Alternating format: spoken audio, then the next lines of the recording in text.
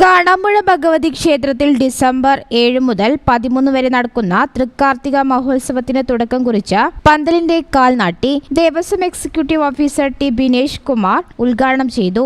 Devaswom manager P K Ravi, Devaswom engineer K Vijayakrishnan, Devaswom superintendent P P Meera, ക്ഷേത്ര superintendent P Vikraman തുടങ്ങിയ ദേവസ്വം ജീവനക്കാരും ഭക്തജനങ്ങളും സംബന്ധിച്ചു. വൃശ്ചിക മാസത്തിലെ കാർത്തിക നാളാണ് കാടാമ്പുഴ ഭഗവതിയുടെ പ്രതിഷ്ഠാ ദിനമായി ആഘോഷിക്കുന്നത്. ഡിസംബർ 13-നാണ് ഈ വർഷത്തെ തൃക്കാർത്തിക. അന്നേ ദിവസം പുലർച്ചെ 3 മുതൽ ക്ഷേത്രത്തിൽ തൃക്കാർത്തിക ദീപം തെളിയിക്കും. രാവിലെ 10 മുതൽ വിഭവസമൃദ്ധമായ പിറന്നാൾ സദ്യയും ഉണ്ടായിരിക്കും. തൃക്കാർത്തിക മഹോത്സവത്തിന്റെ ഭാഗമായി ഡിസംബർ 7 മുതൽ പ്രശസ്ത കലാകാരന്മാർ അണിനിരക്കുന്ന കലാ സാംസ്കാരിക പരിപാടികൾ പ്രത്യേകം തയ്യാറാക്കിയ വേദിയിൽ അരങ്ങേറും.